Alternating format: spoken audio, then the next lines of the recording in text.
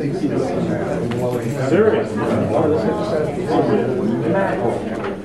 Short one. You see the long ones. The long ones are about 300 pages. This one's only less than 100. Is it interesting? So, it's about all the Mexican food.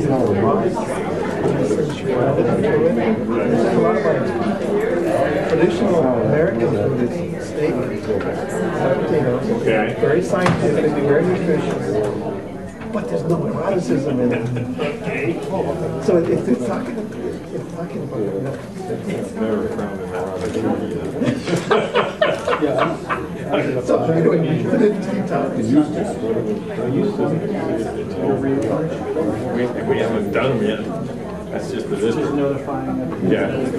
Open to sunshine. Exactly. Yeah, there's nothing. That's what I thought. Nothing. It just has to be stated so that they can publish it. Pathology and food and diet associated with yes. Something inferior.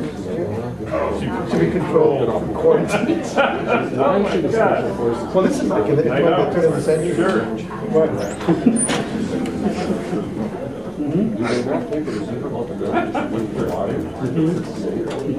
Because Man, they're late. it's very interesting. They're running late. Uh-oh. Well, I think they decided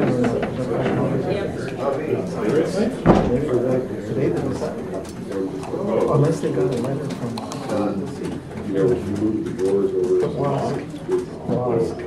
Oh, okay. We're expecting it. That's for sure.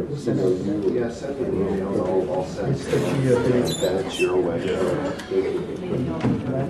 It's just kind of. I just want a small. Yeah. I'm cold. All right. As opposed to 3 by It's 10. warm right here. Yeah.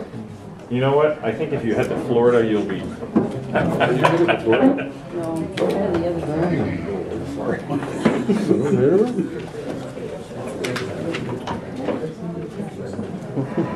other draft on this You're side. not filming it, are you? No, Good.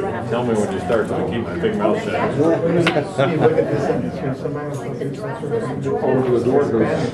make it more acceptable to the census. Remember the Chinese restaurant? Absolutely. Isn't that interesting? Because that was Mexican food, wasn't it? Yeah, absolutely. Why did they call it Spanish? I don't know. Why would that be more acceptable? Because they were pushing this entire idea that Mexican. When I try to log in, Oh, okay. just put it in my I mean, back then, not now. Nobody had It was interesting when I moved in Jersey. Stratas. Remember Stratas. the house? Their house? Sat there for a we used to go to Strata's a lot. Just the old dining room. I mean, the old dining room of the house. Like this nice people with Now look what it is. It's that seafood, red lobster. I'd rather have a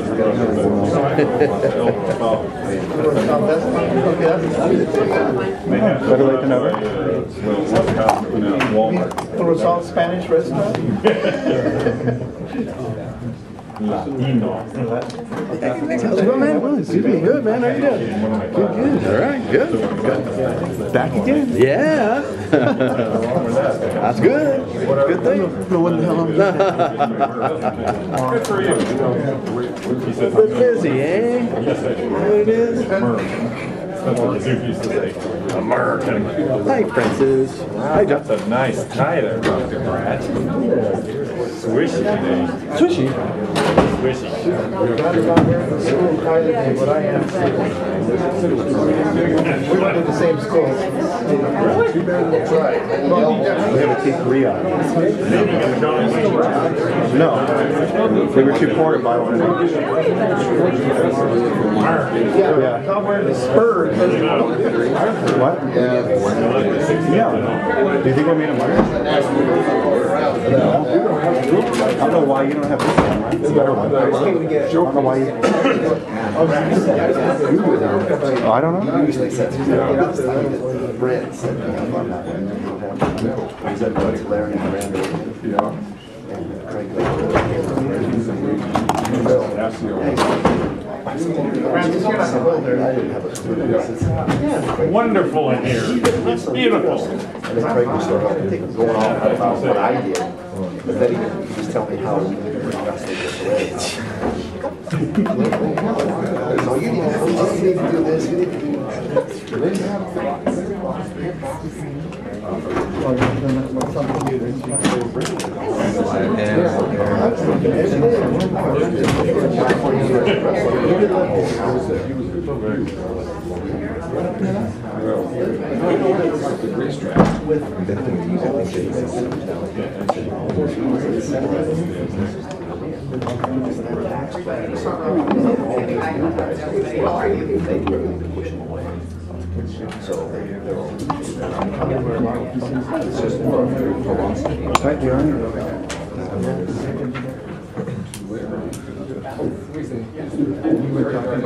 What's the next big thing you're gonna do?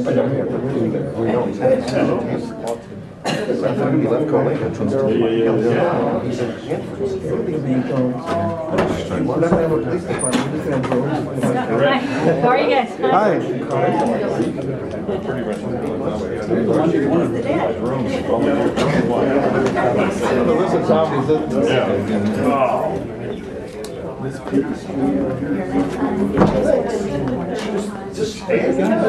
Yesterday. Just like that. Just like that. In and out. Hey Earl, did I tell you? Last Friday was my birthday. No, I don't. I need a change order for free.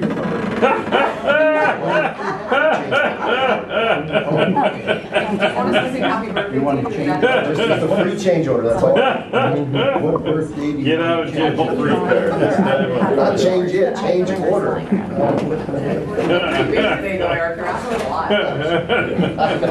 But see, it's a negative. Anytime after, on Tuesdays, Thursdays, anytime in the afternoon, and then Monday, Wednesdays, anytime after. All right. Okay, I'm recording. You just started? No.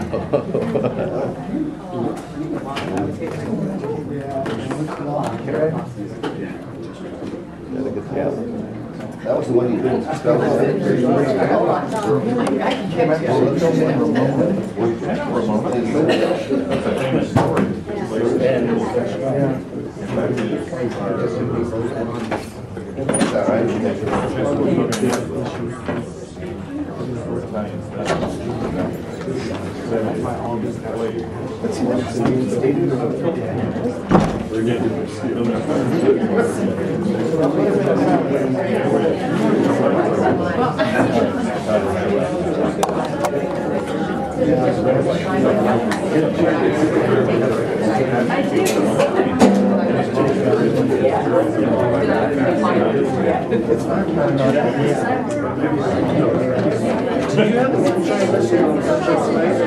that hooked up to the wireless system? The recorder? Yes.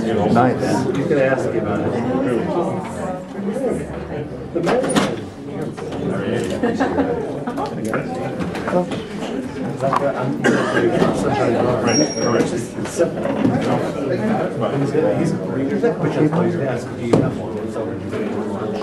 Yeah, oh, definitely.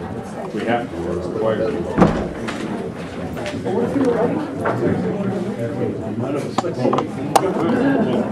we're required to come to register if we want to open up. I want to reconvene. The board met in closed session, and we have no reportables today. If you could please stand.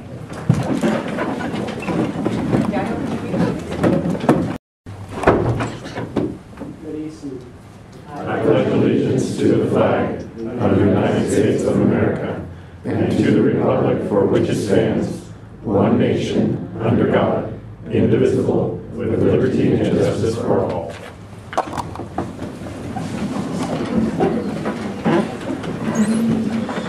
Well, welcome everyone. I apologize for a few minutes late. Our first item is public comment.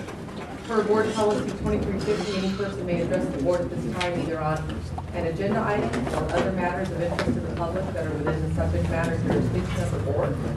A maximum of 5 minutes is allowed for each speaker, with a maximum time of 15 minutes per item, unless otherwise extended by the board. Do we have any public comments concerning items on the agenda tonight? I apologize. Once again, I have to step out of my normal order because of classroom situation coming up. And so I'd like to take this opportunity to wish everybody good evening. Was this your report there, guys? Well, yes, because, I mean, this is a good place to do it, and I want to just make sure that we get it out here. One of the things the association is requesting tonight is the removal of item 12, the big CAG courses for credit on the consent calendar. And the reason for that is that there are some open questions that have not been resolved to the satisfaction of the association regarding the 4 credit aspects. And so we do have questions, and Lisa and possibly Kevin will be here later to address those if you do remove the item from the consent calendar.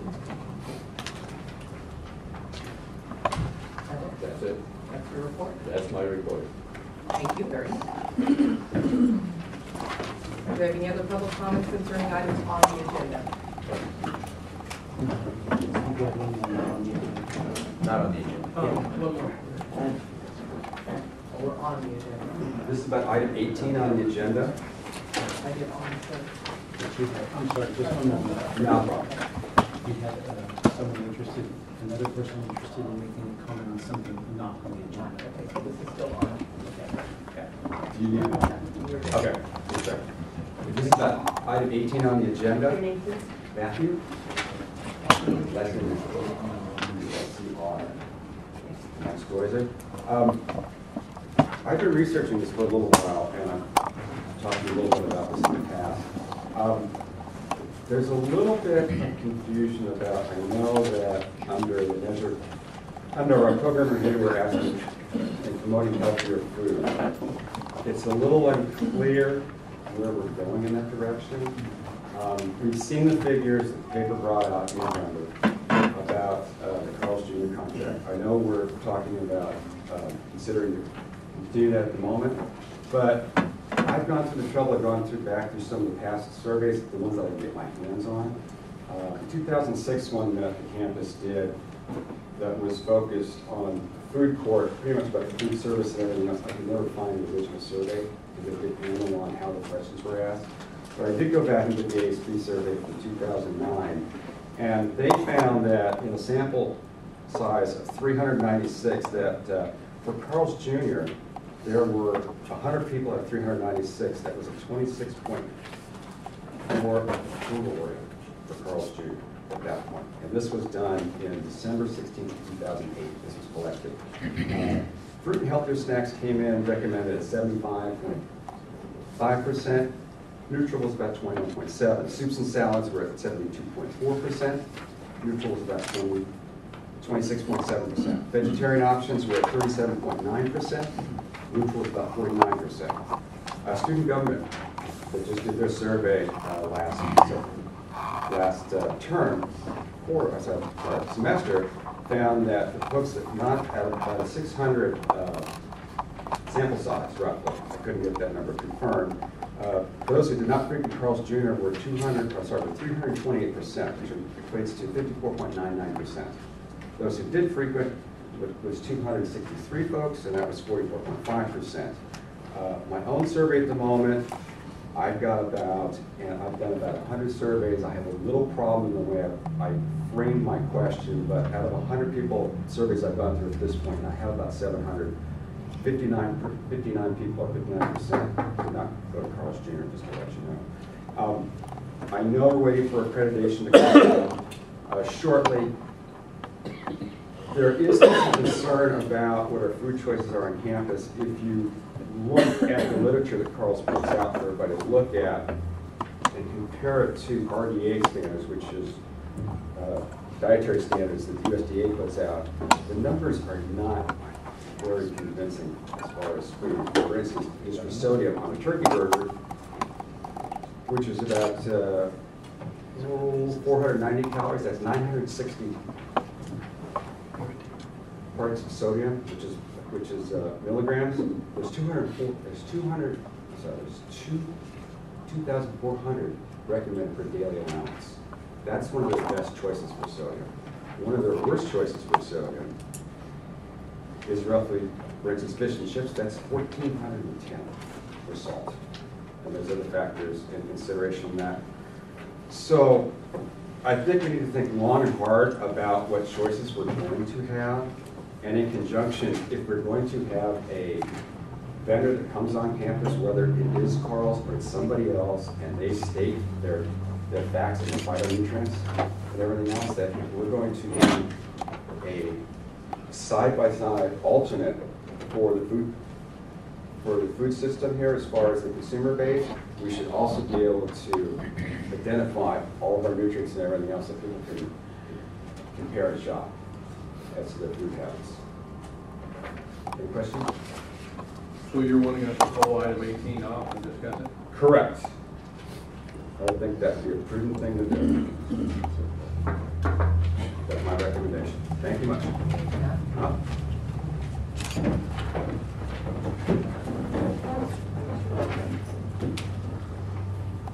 Please state your name. Hi. I will also be talking about item 18, and my name is Kayla Pace. So I have just a general question for the board or for anybody, and this isn't really rhetorical, this is actually open answer. What is the one thing that is the base or core of any culture? Does anybody know? Is it clothes? Music? It's food. Any culture, past or present, the core of that culture is food. College of the Sequoias is a culture, after all. We are a culture of intelligence, we are a culture of caring, and we are a culture that reaches beyond oneself. And most importantly, we are a culture of the future. The future of this community, of Visalia, Tulare, Hampton, Exeter, Woodlake, and all areas within those 5 districts. That is why what I am going to address is of the utmost importance to this board and to everyone here tonight. The 3 things I will be talking about is the cost, the health of the student, and the potential leadership we have here at COS for all community colleges across the state. The first thing I will address is the cost. Currently, from what I understand, we are at a $1.5 million deficit. Again, from what I have understood, we are losing $20,000 a year because of this Carl's Jr. contract. That $20,000 could be the difference between losing and reinstating programs. And let's look to the students for a second. That is so expensive for the students, Carl's Jr., I mean. And just the quality of Carl's Jr. is lacking. I know many students who love Carl's Jr., but would much rather go to the Carl's Jr. down Mooney than the Carl's Jr. here. And that is very unfortunate because we, after all, are losing money. Now let's say money wasn't an issue. Students need to be healthy enough to attend classes. The CDC, Centers for Disease Control and Prevention, state that a survey back in 2008 that 35.7% of the adult population, 35.7 million adults were obese, and over half of the adult population was overweight. Now, that's just poor health as it is. Well, let's talk about health, self-esteem.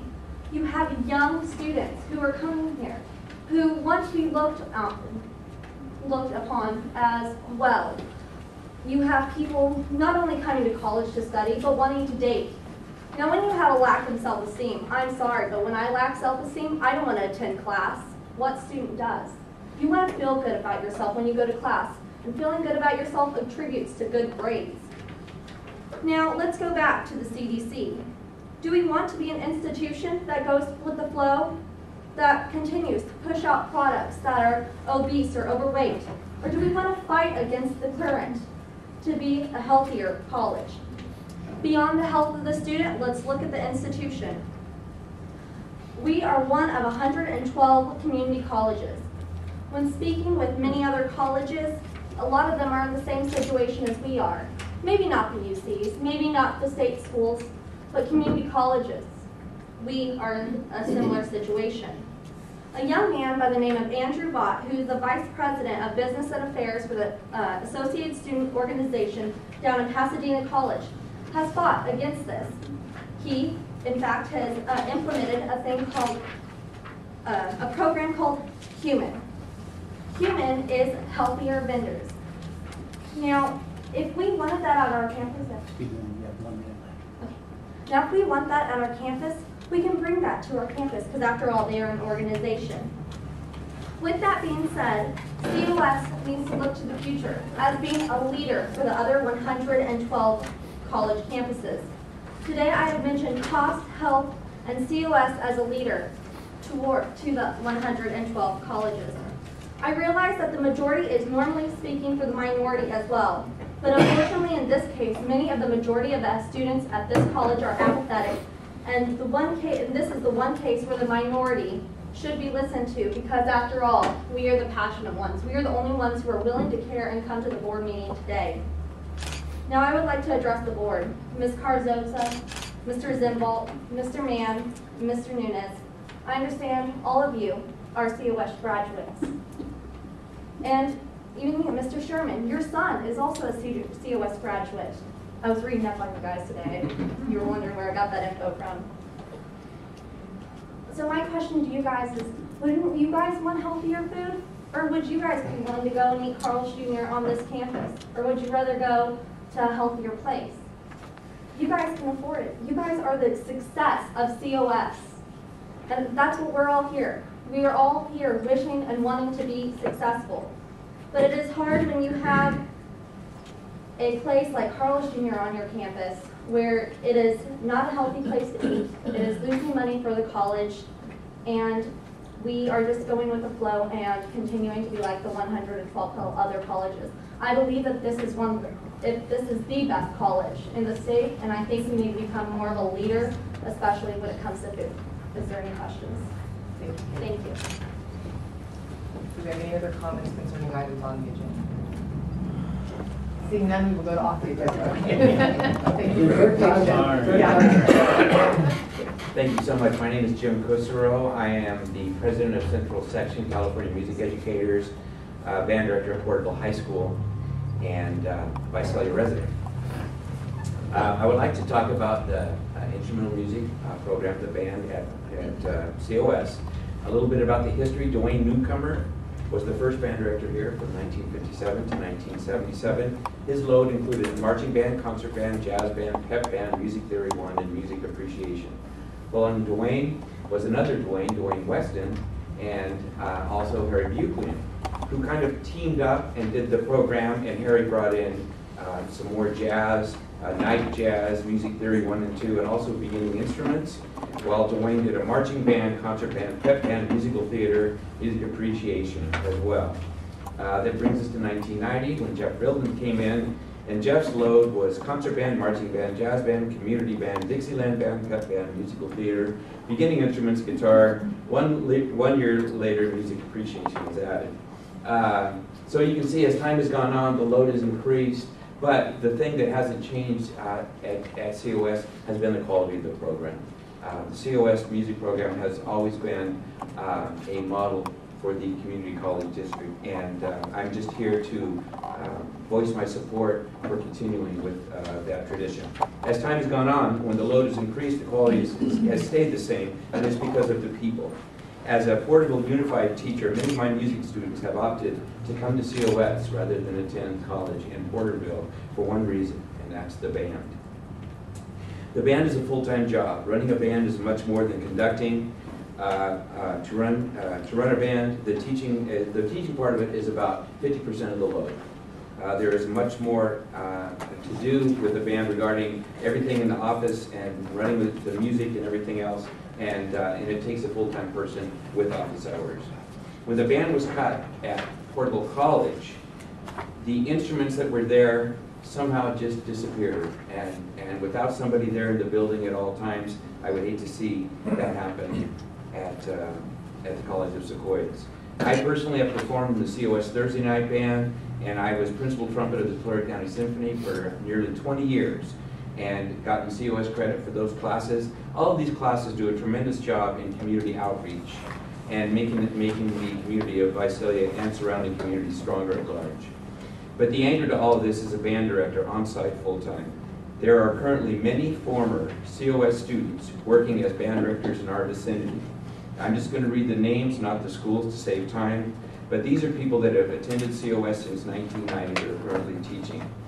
Mario Capote, Alan McFarland, Sean McElhaney, David Morris, Jordan Ray, Mike Schofield, Jason Black, Ryan Dillon, John Dominguez, Jennifer Fahrenkopf, Kathy Hernandez, Richard McHugh, Shannon McMahon, Philip Villalobos, Michaela Throne, Bill Wilkinson, and that have graduated and attended COS prior to 1990. Phil Barker, Dennis Betancourt, Rob Bentley, Jeff Bilden, Lisa Butts, Bill Butts, Craig Corey, Dave Aber, Nick Galvan, who's in our presence, currently president of Tulare Kings Music Educators, Brent Iden, Craig Mashler, Ed McHugh, Dave Wolf, Mary Chun, Vicki Rocha, and Mike Rader, who's now retired.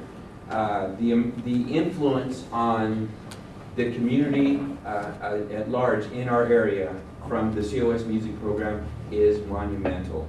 When I went to PC, I was allowed to take a music theory, Portal College, 3 and 4 with one other student, Alex Gonzalez. These programs are now gone, but now both Alex and I are high school band directors. A vibrant music program at the community college level is an essential element to a community college. The progress made in private instruction, concert band, jazz band, and the like have made COS a model for the state. Keep that banner flying and the music playing. Thank you. And with me in support also is Doug Hunt from Tulare, music educator, and again, Nick Galvan. Thank you so much. Thank you, Jim. My name is Nick Galvan. I'm the president of the Tulare Kings Music Educators Association. We're made up of 100 music educators. Orchestra, jazz band, advanced band, choral. So just about all the music educators that are in Tulare Kings County belong to our organization. We put on the honor orchestras, the honor bands, the honor jazz bands. And so as Mr. Kusero had just got done stating, there are many of us educators, including myself, that came to College of the Sequoias. I was quite fortunate to have Dwayne Weston all 3 years as a band director and as a major influence of how I teach. And with that, we are here just to make sure that the board understands on how important COS's music program still is to current directors and to our students coming up. Currently, I have a student that graduated from Wood Lake High School a few years ago, attended Fresno State, and now is attending COS. And he's a music ed major. Saw him on Thursday at Cherry Avenue for their jazz festival. And he was telling me how excited he was to be here at COS in their program. And so, like I said, it's important that we keep the strong tradition that COS has of very strong programs that go on, not just with music education, but with students that want to just expand their music appreciation, their music general ed, anything to help them become successful in life. And so we're counting on you to, when it's time to hire somebody full-time, that you look at the qualifications and realize that there's going to be many music educators and students watching to see who you hire, because they will be coming here. We will encourage them to continue coming here. And like I said, our students, we have some awesome students, and now we have some awesome educators that came through COS, and we're going to continue that as time goes on. So thank you again for your time. Thanks, Nick. And I'm going to stress the importance of the last couple of sentences you said about how you encourage students to come to COS. As a local person who was here yourself, it makes a big difference. So I appreciate you coming out and spending time to tell us your concerns. Thanks. Do we have any more comments, items not on the agenda? Seeing none, we'll move on. move on to our reports, and our first report is our student trustee report. Ms. Daniel. So far, February, ASB has been pretty silent. The only thing that we've done so far is Club Social on February the 5th, last Tuesday. I wasn't there personally because I had class, but I heard there was about 10 clubs that showed up, some of them very people. And we were reaching out, they had a lot of fun with lots of food. And this upcoming Thursday, we're going to have a club rush on the quad. I know the ASB is going to have 2 tables, and they're going to sell food on their ASB table. They're going to sell Valentine's baskets on their Valentine's table. So they're going to have they're going to I think they're going to sell like a lollipop for $1 and have a raffle for the basket. So we're doing for that. But besides that, nothing else is really going on. We're just trying to put a President's Forum together, and then we have March 4th. That's it. Thank you, Daniel. Do we have any board member reports? I might say that our retreat in Hanford was outstanding, and I think that our concerns by not doing it in Three Rivers were not justified. So I think that what we did was good, and doing it in Tulare next year will be also outstanding. Saves the district money. We do it that way. Yes, I'd like to also comment on how I believe we got a lot of work done. It was jam-packed, that's for sure, with lots of information. And I'd like to thank Stan and his staff, and Michelle, thank you for being there and staying today with us. We appreciate that also. And I believe we got quite a bit of work done in the time we had. Any other board member reports? Foundation report. How's your neck? Not good. Not headless. So I guess that's a successful surgery. They don't cut your head. You're up and around. Yeah. That's probably a good sign. Yeah. First, I want to say we had a very successful my first annual meeting of the foundation. I want to thank Mr. Sherman and Mr. Cardoza for attending. What a group you have in there too. I mean, it's really here ready to confuse me. No, we had a large turnout, and I think we had some good discussion. First, I'd like to report we received a $30,000 anonymous gift for scholarships in the LM Health program. We also received a $10,000 endowment for a scholarship by Schul and Associates at Milton. A couple of things to announce, keeping your on your calendars. The annual Giant Athletic Golf Tournament is April 29th at the MSA Country Club. More current is the football crab feed. It's February 15th. It is in Porter Fieldhouse. We have tickets in our office. If you have not received them, it will be a very successful event. We completed both the basketball and the baseball fundraisers in last week, and so we did the accounting for that. We'll have a report next month about the proceeds of those two. Hall of Fame, February 23rd at 6 p.m. The honorees are Dr. Zoe and Edward Dreyer, MD. She's a pediatric hematology oncology specialist in Houston, Texas. Dr. Margaret Borrego, PhD as a mental health practitioner, and Harold Leland Edwards, historian and author of Beast Feast, which I don't know if you remember from last year. It's a fundraiser for the women's equestrian team. It's going to be out at the Tulare Center. It's May 17th. The feast is on exotic animals like alligator and elk and snake, and there is chicken for those of you who are not so adventurous. But I think it'll be really fun. It's kind of black. Also, just to appeal to anyone in the room, we are in desperate need of people. We have all the scholarship applications coming in. We are in desperate need of readers. So, and we can send the applications to you electronically. But it's a big job, and it's a very important job. We have over 400 scholarships, and it's nice to have more than one person read the application so you get a balance of people's ideas. So I know a lot of you don't have good time, but I appreciate it. And you particularly are going to have something to read. Thank you. Any questions?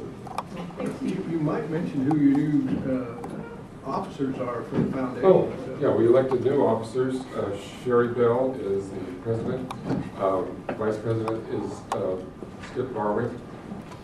Let's see, treasurer is Rich Artist, and secretary Lisa Frank? Lisa. She's vice president. I'm sorry. We do not have a secretary.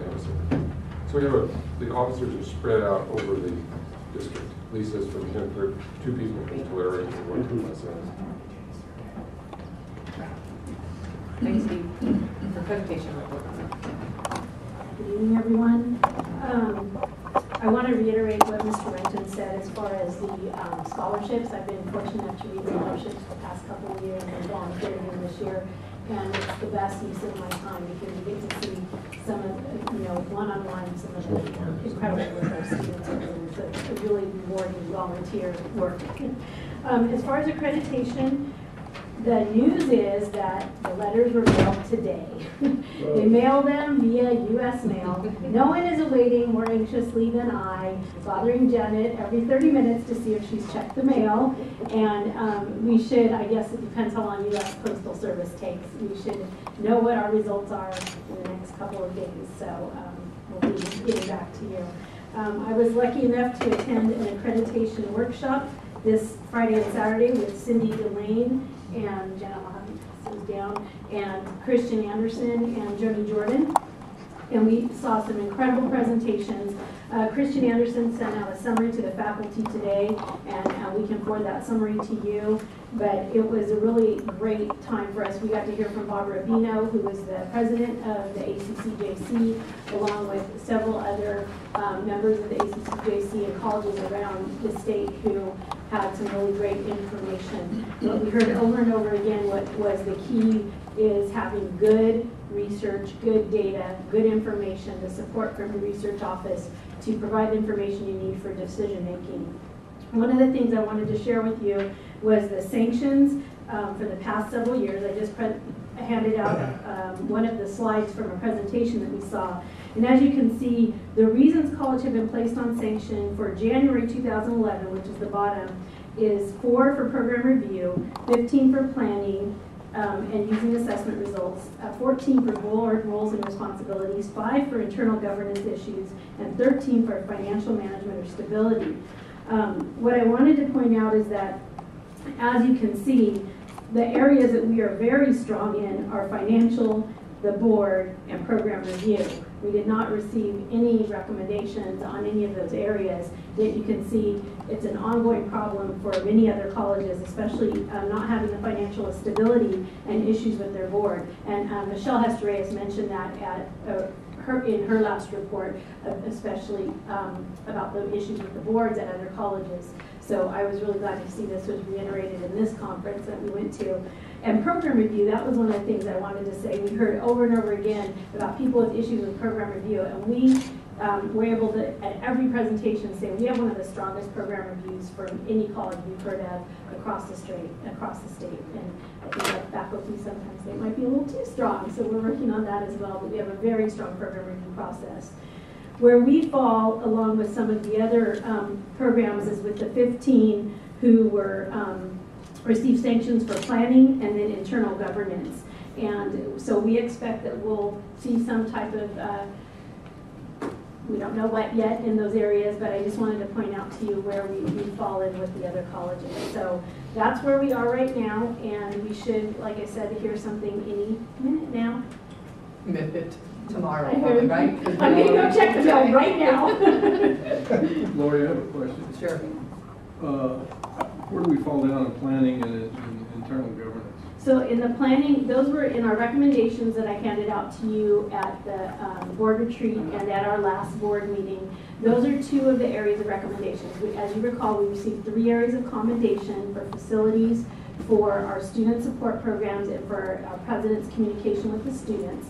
And we received 7 areas of recommendations, and those were around planning, student learning outcomes, campus dialogue, institutional effectiveness, our support services for equal support services for distance ed, Tulare, and Hanford.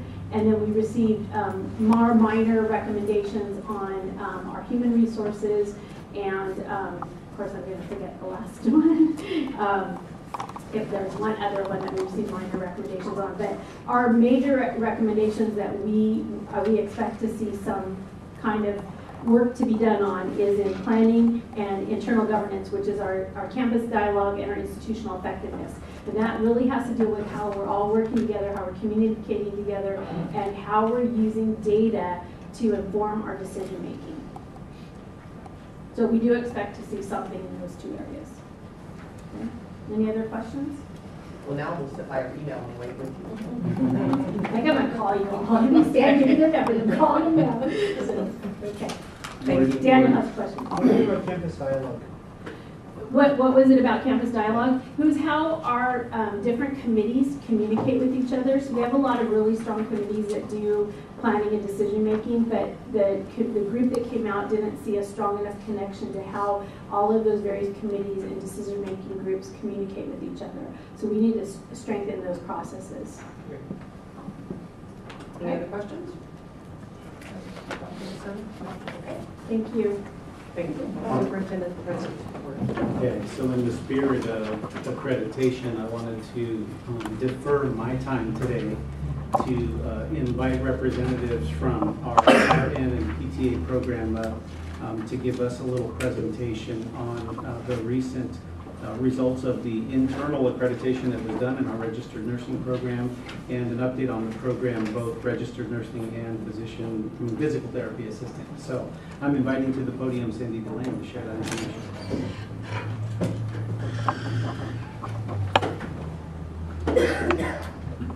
Good evening. Hi, Cindy. Hi. Well, I want to say the tradition of excellence continues in the nursing and allied health programs.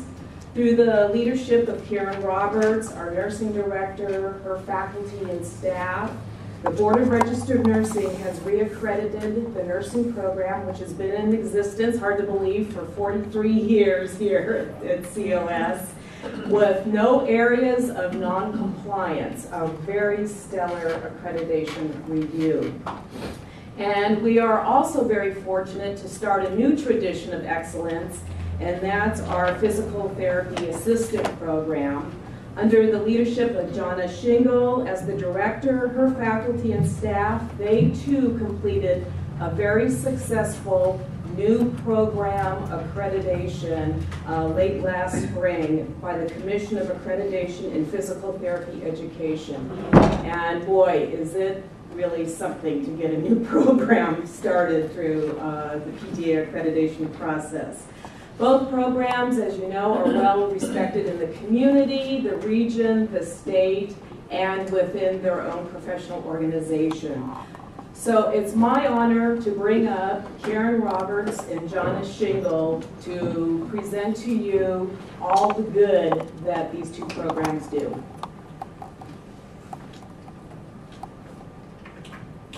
Thank you, Cindy. Our program continues on in its excellence because I have a mentor like Cindy before me that went before me, and we continue on the traditions that were started with the leaders before me. And I thank you all for letting us be here tonight to give you this presentation. A little bit of history for us, and you do have this in your packet. As Cindy said, it's closer to 43 years of service to the community. To date, we have graduated 2,659 students from our program, and 98% of those students do practice here in the Central Valley. We do know that. 85% of our graduates, and we're very happy with this number in light of some of the economic trends that have happened over the last couple of years, do practice in the COS district. We have great community support in our partnerships with our local healthcare facilities, our bond measure, scholarships, as Mr. Renton said, and through the bond measure in the fall of 2009, over winter break, we were able to move into our new Nursing and Allied Health building, Hospital Rock, and we're very proud of that. Our community healthcare partners are Adventist Health Central Valley Network. We use both hospitals in Hanford, and we've picked up Selma last semester, and we are hoping they have purchased Degree Hospital, and we may use that as a clinical site someday.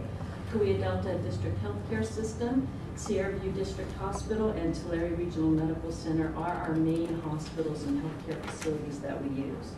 You have this slide in the changes in the healthcare sector that impacted the economy, that also impacted our program. And on the next slide, I want to talk about what we did as a program in anticipation of these changes in the healthcare sector and the economy, and what we did to adjust ourselves to keep up with those changes. We suspended optional nursing courses and our part-time program. That ended, the last class graduated December of 2010. To keep up with some of the changes. We operated with 4 vacancies in full-time tenure-track faculty. We lost 3 to the Golden Handshake in May of 2010, and 1 a year later in May of 2011. We have another one that's going to retire this May, and we have 1 out on a medical leave, and in all likelihood she will not be back with us. We utilized large lecture to compensate for these faculty attritions. We assessed our program size compared to the employment opportunities, the resources that were available to us, and the economy. And with that, we began reducing new cohorts each semester. At the height of the growth of our program under one of our grants, we had close to 100 students in the program, including the part-time. When the part-time program ended, we were at 80 students a semester. Given the changes we saw on the horizon with the economy and with the way things were going in nursing, we began decreasing our enrollment to 60 in fall of 2011. And that continued for the last 3 semesters. And this spring, we now have admitted a cohort of 40 students to keep up with what's going on out there.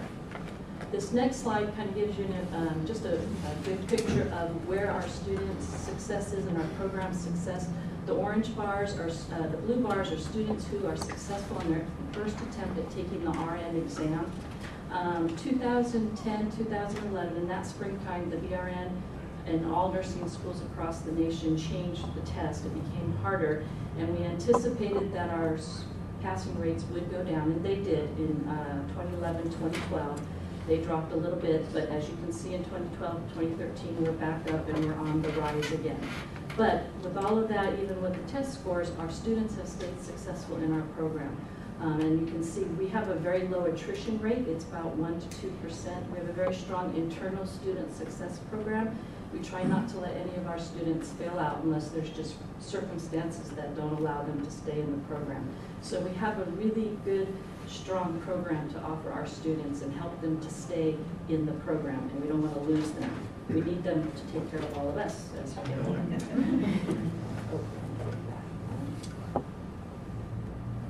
This one right here is in light of accreditation. We did have our full 3-day continued approval visit. It was November 13th, 14th, and 15th, 2012.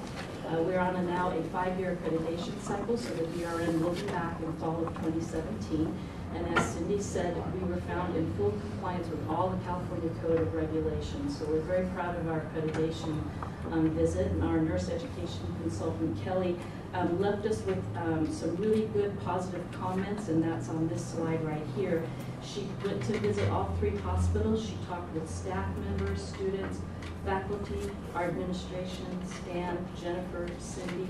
She talked with David Maciel and DRC, Stephanie Yoakum in the Health Center.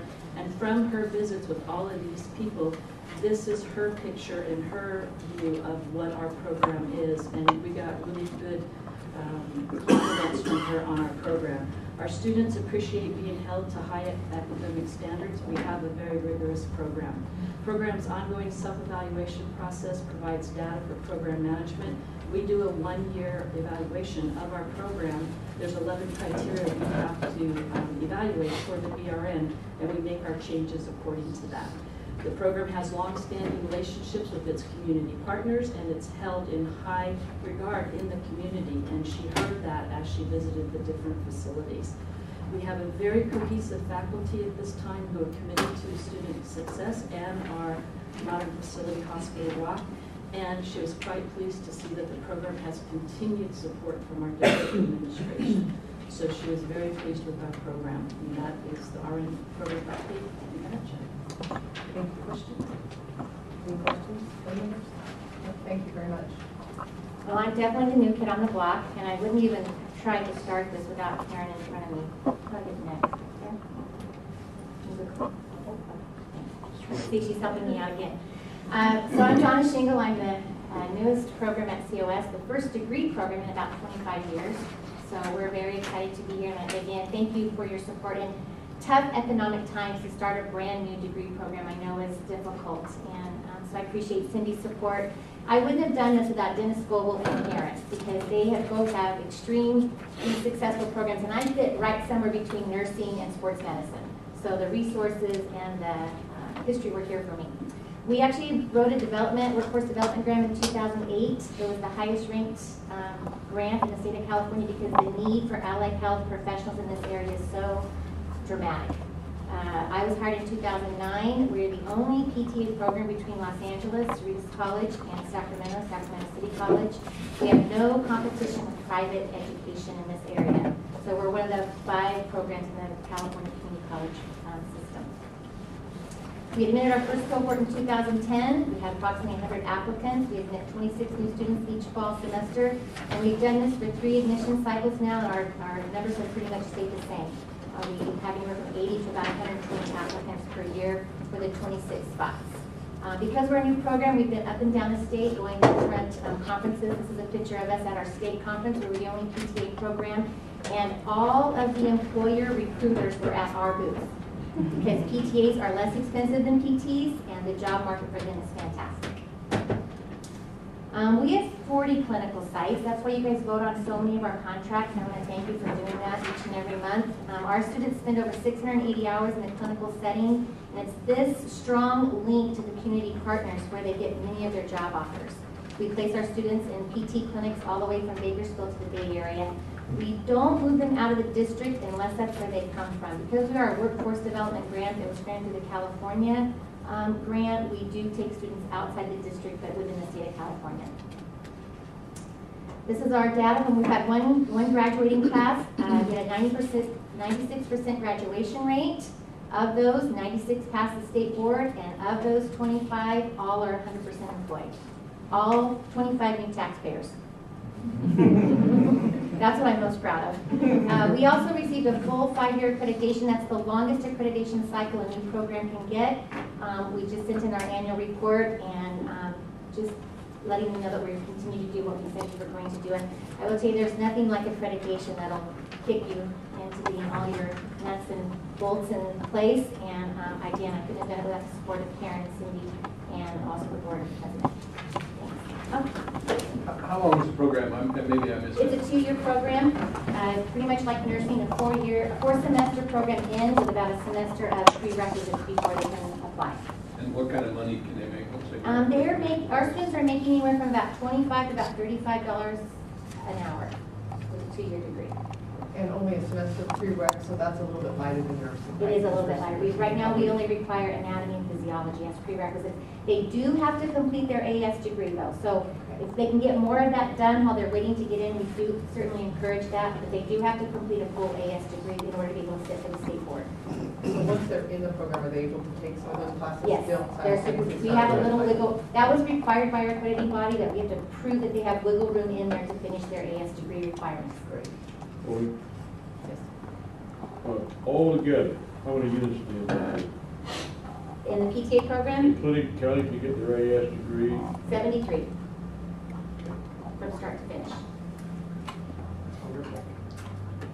Now, what exactly are they qualified to do? PT assistants are pretty much like a physician's assistant is to a physician, a PT assistant is to a PT. Physical therapists have to do the evaluation. You have to see them the first time, but once they set a plan of care, a PTA can implement that plan of care. And in the state of California, it's a very wide scope of practice. Their licensure allows them to see the patient for 30 days before a PT has to do a reevaluation. Obviously, if the patient's status changes or a plan of care change needs to be implemented, then the PTA has to contact the PT in order to set that up earlier. They have to have telecommunication contact with the PT of record at all times. But the clinics in our area, I probably get as many calls from employers as I do students on a daily basis. I live- Or my 10-year-old son is going to a PT for his shoulder for baseball. That's what they do. I love your employment record. Yeah. About 100%. Thank you, we appreciate that, as board members, we like these types of reports that show success, and especially successful accreditations. Right, Cindy? That's right. Thank you very much. Hi. You're next and ready, but I'll be calling you up. Oh, I just jumped up here. I was gonna ask Dan if he was done, I guess he was. He's done. He is. I'm sorry. No, he's done. And I wasn't really going to give a report, but then I thought I had to now. So, the first is item number 13 on the agenda tonight, which is the memorandum of understanding between Sequoia, COS, and the University Preparatory High School. This class is being offered right now, and it happened so fast. I understand why the MOU won't be happening almost after the fact. But the Senate has some issues with these types of sponsored classes. We will be bringing you a resolution at the next board meeting on what we would like to see happen in these classes. Basically, the resolution is going to ask for an evaluation of the 5 classes that we offer now before continuing on to expand or grow the program. So we mentioned this at a couple of other board meetings, so just in that same line. The other thing I've given you is, and I was joking with Cindy that I'm stalking Bill Scroggins. This is Bill Scroggins' board report from February the 8th. And the reason I'm giving it to you is it is so rich in the conversation about completion. And even though he's one of the main movers statewide of getting Jerry Brown to make completion a funding mechanism, even if Jerry Brown doesn't do that, he's very right about completion is now also part of, or will become part of our accreditation. So if you look on page 2 at the bottom, and of course this is this is from last week, Barbara Bino sent out an attached memo citing a mandated focus to student achievement. And there are 6 new standards that we didn't have to address in this accreditation, but we will be having to address them every year, as will all community colleges. And there's quite the explanation for why this is going to happen. But I think it's a very interesting dichotomy, the access versus the completion or success of students. And at the very end of this, on page 3, Bill makes mention of a letter or a paper that was written by Andrew Benton on college completion must be our priority. And they cite 3 things that have to happen for us to be successful at this. One is changing the campus climate or the culture. And I think that's going to be very important to us when we start doing our planning process that Dr. Lacerna mentioned before. Because planning for student completion is very different than planning for student access. Also, improving cost effectiveness and quality. And again, as Dr. Lacerna mentioned, making better use of data to boost success. So I thought the 2 things, accreditation and this completion agenda, kind of dovetail together in a way that I hadn't really understood until I read this. So that's why I brought it to you. Thank you.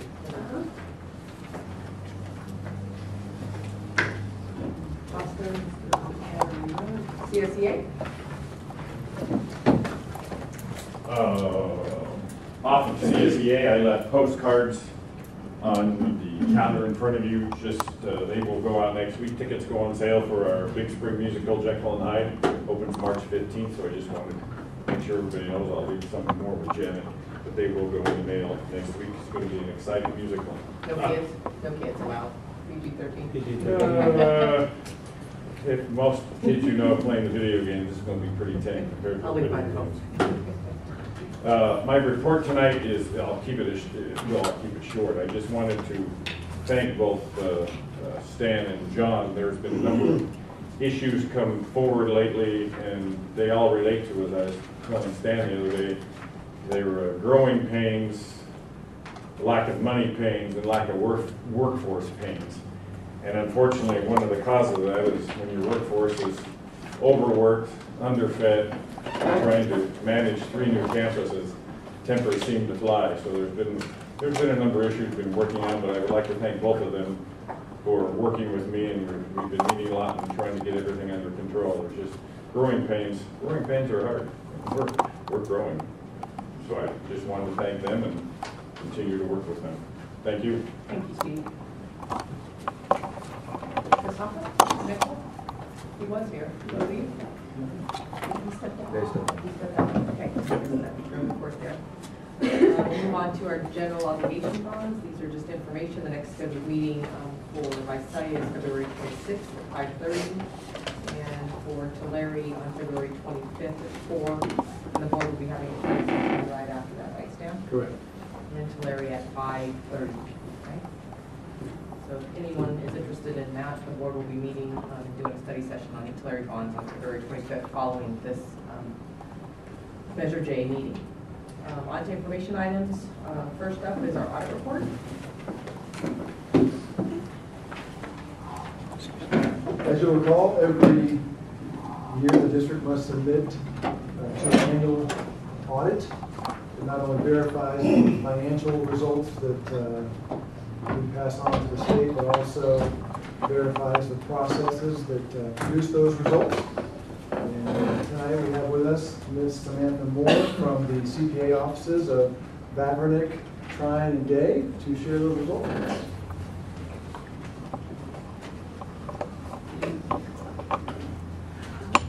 Good evening, and thank you for having me. And before I get started, I would just like to take this opportunity to thank you, the board, for having Leangela and Linda and their staff available for us. They're great to work with. We always look forward to coming and seeing them, and they're very helpful and supportive and make the process go very smoothly. So I just want to thank you for having them available to us.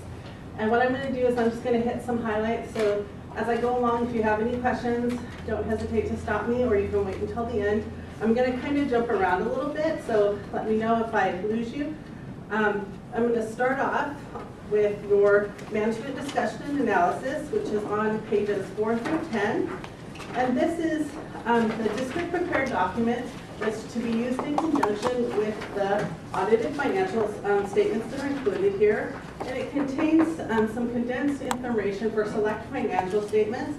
And also what it does with those statements is it reports the current year data and the 2 previous years data and reports the change. But the primary thing about the MD&A is that it gives the district a chance to talk a little bit about itself. It's topic specific to the district. For example, on page 5, under financial highlights, one item noted was that the general fund unrestricted ending fund balance ended with approximately $2.8 million, and the state systems office recommends a reserve level of approximately 5%, and the district exceeded that, having a reserve percentage of 6.29%. And then on page 10, there's economic factors affecting the future of the college, and one such item noted there was state funding allocations continued to include intra and inter-year deferments, causing additional interest costs to the district. And next I'd like to jump to the back to page 83. These are your fund statements, and it's actually pages 83 to 88. It's the fund statements, your balance sheet, statement of revenues, expenditures, and changes in fund balance, as well as, or your statement of revenues, expenses, and changes in retained earnings. It's broken down by governmental fund statements, which is pages 83 and 84, proprietary fund statements, which is pages 85 and 86, and then fiduciary fund statements, which is pages 87 and 88. And under your proprietary fund statements, an example of that is your cafeteria fund, and under your fiduciary statements is your student financial aid fund, for example. And then going back to page 83, your governmental funds, just to discuss a little bit about the general fund. As you'll note, your total assets for the year were approximately $16.5 million. However, of that balance, it was comprised of $12.9 million, or 78% of the total assets was accounts receivable. And of that accounts receivable balance, nearly $10 million of that was your state apportionment deferrals. And if you want to see some further detail relating to your accounts receivable, you can see the note on page 33. But however, in comparison to in 2007, prior to the major fiscal crisis, you'll notice that your accounts receivable and your assets were, your accounts receivable to your total assets was only 49%. And of that 49% accounts receivable balance, 9.9 million, 8 million was your state apportionment. So we just, as you know, the governor's budget has come out, and it looks to like the district will receive some additional revenues. However, it's important to note that the budget is in the approval process, so revisions will be made. So we're not clear yet as to what the final outcome is. So we just encourage you to be cautiously optimistic, because like I said, you don't know what's going to be the finalized numbers, and we continue to encourage you to closely monitor your cash flows, because again, as I had previously mentioned, of your $16.5 million, 78% of that is accounts receivable, which is not readily available cash. And then I'd like to... Can I ask a quick question on that same page, 83? Sure. I noticed a nice round number in other liabilities of $4.5 million. Would you happen to know what that's referring to? That is your note, your credit line that you have. Okay, and I believe exactly. We have to borrow that because the state's holding 12.9 million of our dollars. Right. You just explained it, and that's why we're spending hundreds of thousands of dollars in interest to cover that debt. Okay, makes sense. And the state doesn't pay back on the interest, right? No. They have the month of waiting to pay us. Who else gets to do that?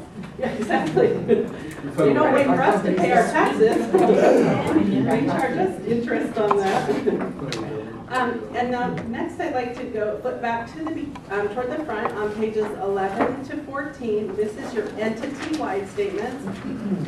And this is for your primary government. And what these are, it takes those financial statements and consolidates them to give a more concise look at what is going on within the district for the end user of the reports. And again, you have on page 11 is your statement of net assets. On page 12 is your statement of revenues, expenses, and changes in net assets. And then on pages 13 and 14 are your cash flows.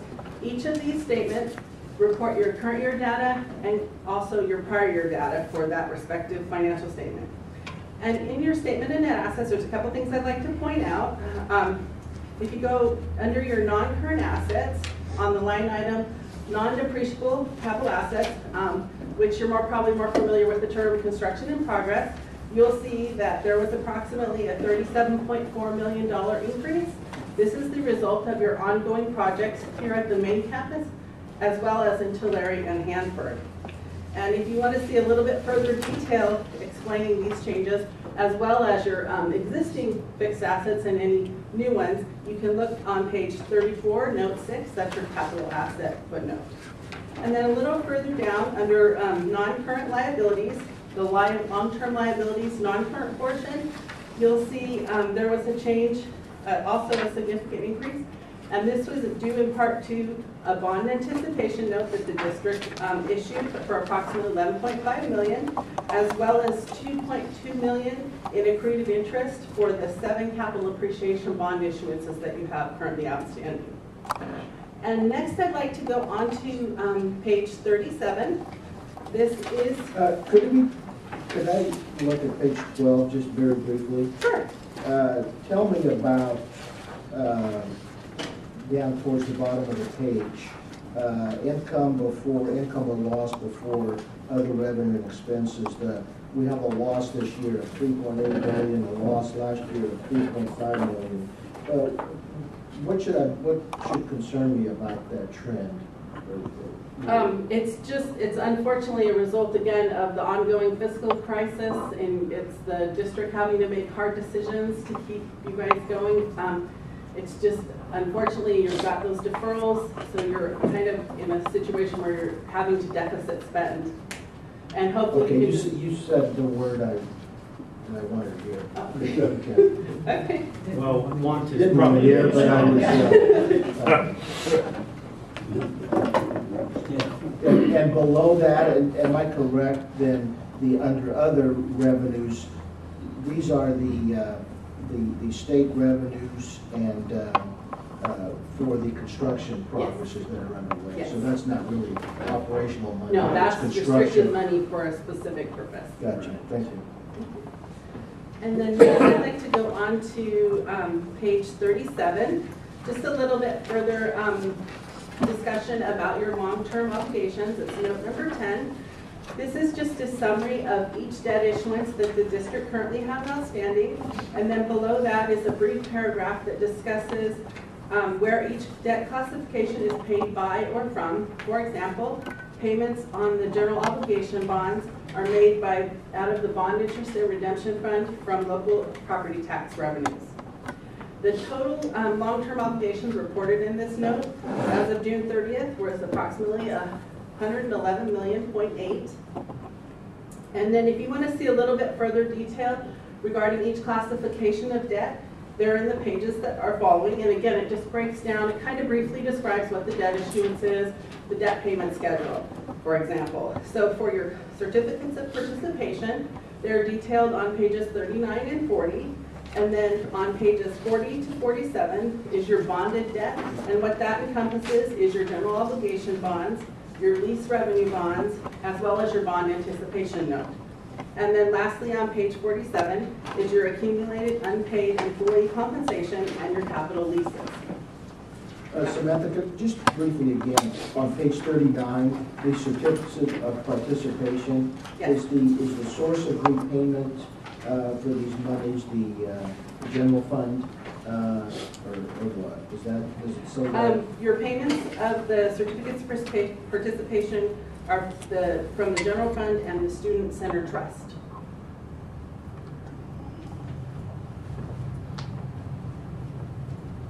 That's indicated if you wanted to see, it's in that paragraph below the summary on page 37. I just picked one particular item out of that note to point out where it was paid from, but it kind of gives a brief description of where those debts are funded from.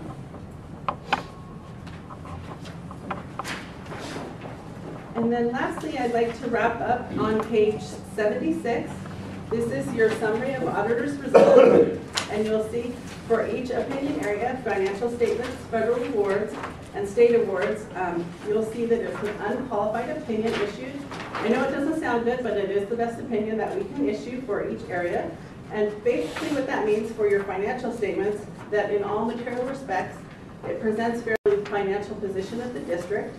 And for your federal awards, those are your federal programs such as your Student Financial Aid Cluster, that no instances of material noncompliance were noted in the programs that we selected for testing. And then under your state awards, you'll see it's unqualified as well, and that's relating to, for example, your attendance, your testing of the full-time equivalent, that no instances of noncompliance were noted in the programs that the state requires us to test. And then lastly, on pages 78,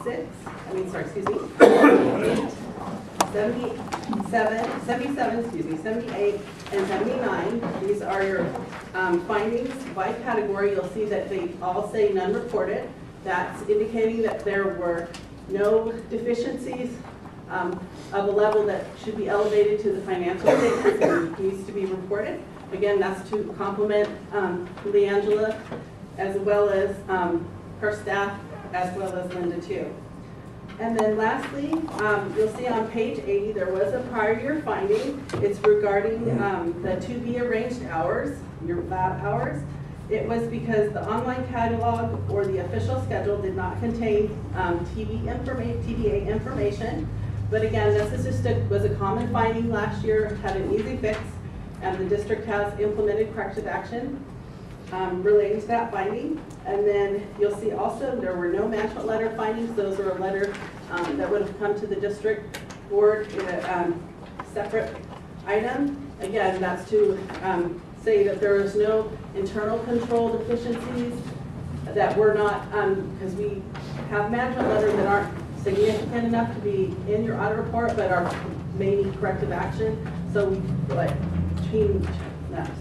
we term them significant, but not a material weakness, for example. And there were none of those. And those usually relate to, say, controls over cash receiving procedures or payroll or personnel issues, for example.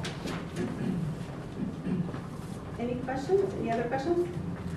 Have your, the way you guys do your audits in terms of what's happened over the past couple of years with state budgets, has it changed the requirements for you specifically in the way these are done, or is it pretty much the same, you just have more work because there's more information? Yeah, it's a little, it's not so much the budget, it's, I mean, it kind of changed what we look at because we're going to monitor closer if you're, like I said, if we see that, if say, districts were putting out deferral days, for example, we're just seeing we're more closely monitoring your budgeting to make sure that you guys are making the necessary reductions. I know that you've met your reserve percentage and you're actually in excess, but it says more to the fact that the district and the business office as well are willing to make the hard decisions and do what's necessary to maintain the health of the district without significantly hurting the students and the programs that are available. Because, like I said, we know it's hard times, but unfortunately, it requires tough decisions to be made, and unfortunately, not everybody's always on the winning end of it, but it will overall, for the betterment of the district. So when we hear of like what happens in maybe Stan, or both of you can answer this for me, when we hear what's happening in San Francisco and down in LA and some colleges, does this audit work with accreditation for the state to make its decision on when colleges are put on probation? How does it work with the audit, or when is this information presented? Yeah, the audit for us is an annual protocol that can be data that I think, based on an accreditation, if part of what an accrediting team did when they went in to review a community college was to, initially they'd interview and work with the business office just like the accrediting team did when they came to look at us. But they do request your financial documents. So they look at your audits, they look at your budget documents, and they look at your state reports. I don't know that, yeah, I don't know that they work hand in hand with your external auditor as much as they take that data and the trend data that's been developed, a 2 or 3 year period of your external audits, lay them down against your financial reports to the state, against your internal operations, and triangulate all of that in order to be able to make a decision. And when they find out that you're in trouble, then they rise to the level of a recommendation. Would she have to report, if she found somebody that was really in trouble and it had, wouldn't you have to report that further? Oh, yes, we definitely would. That's where I said we would monitor your budgeting processes. I mean, because there isn't very many districts that aren't deficit spending, but we're looking at that to see that you're not going concern, which means that you may not be able to meet your financial obligations. And so we're looking at like your 311s to make sure that you're on pace and, like I said, and would be able to go as a going concern.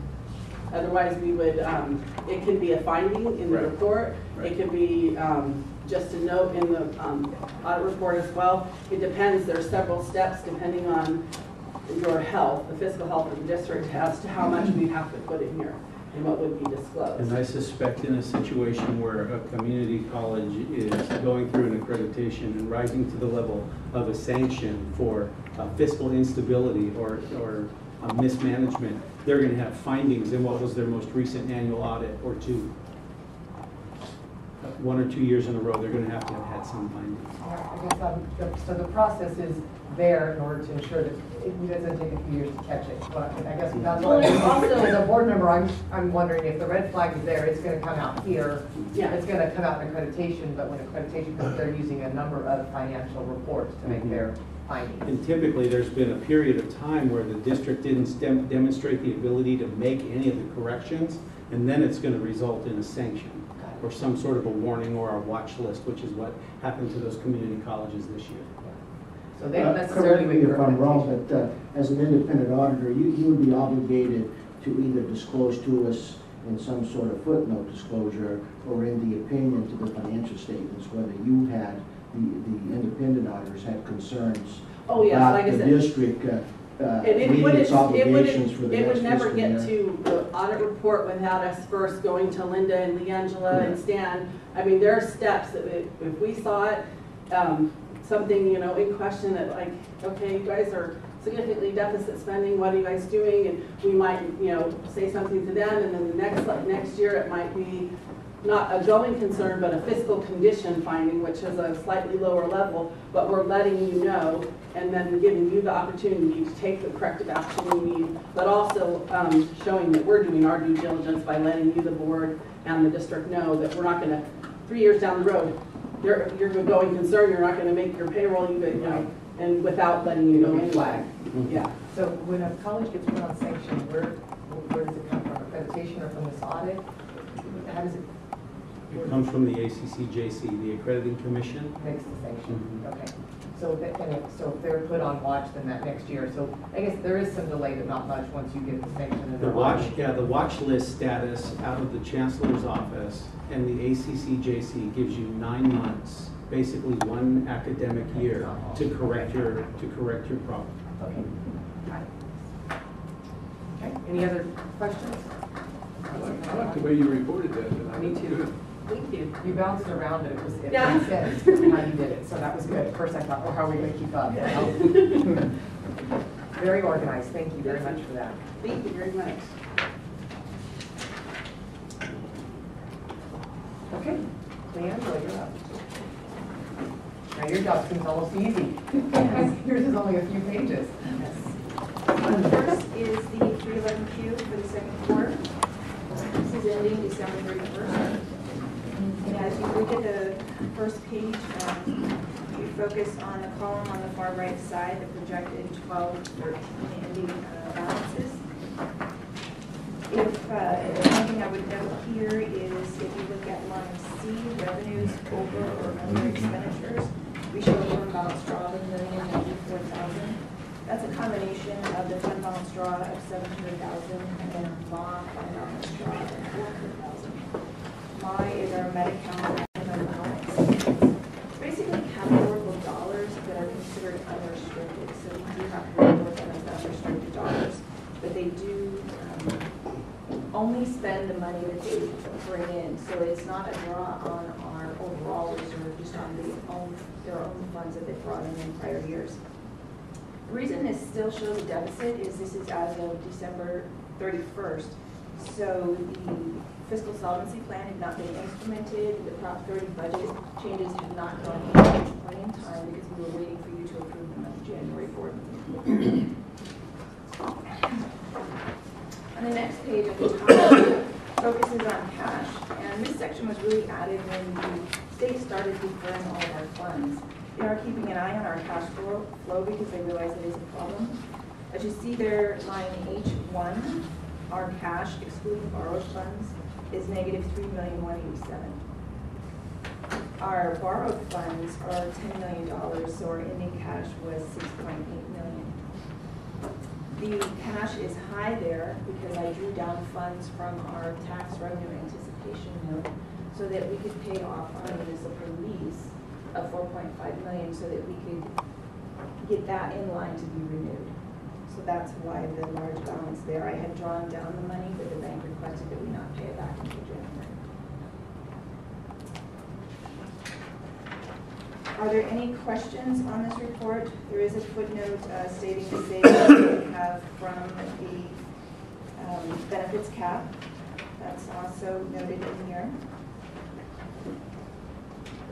Yeah, just on page 1 of your report, line C, the beginning fund balance, 1112, $2,730,000. Would that number at some point reconcile to the final number on this audit report, versus like 2.8, if I remember correctly? There's actually a footnote in the audit, I don't remember the page, but it actually reconciles their audit to our 311.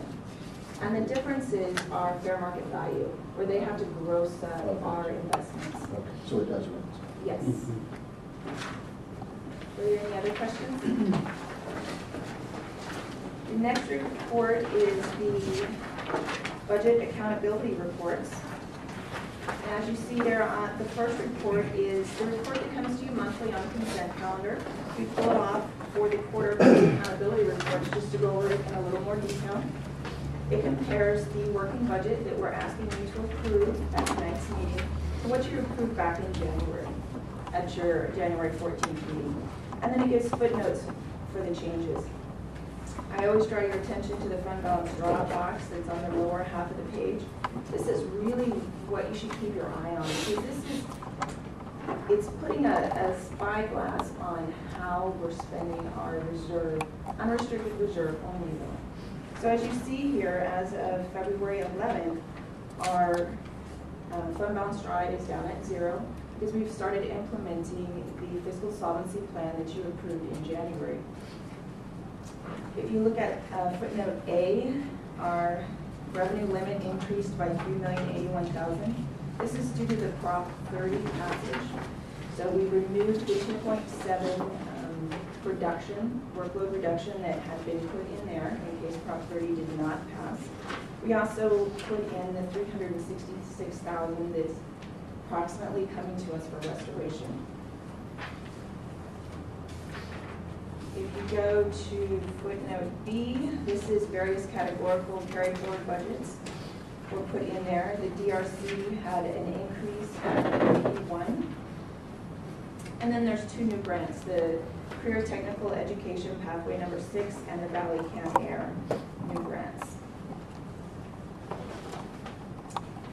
Letter C shows that our one-time indirect usage of reserve, if you remember, that's usually the 996,408. That's our mandate cost reserve and our indirect reserve.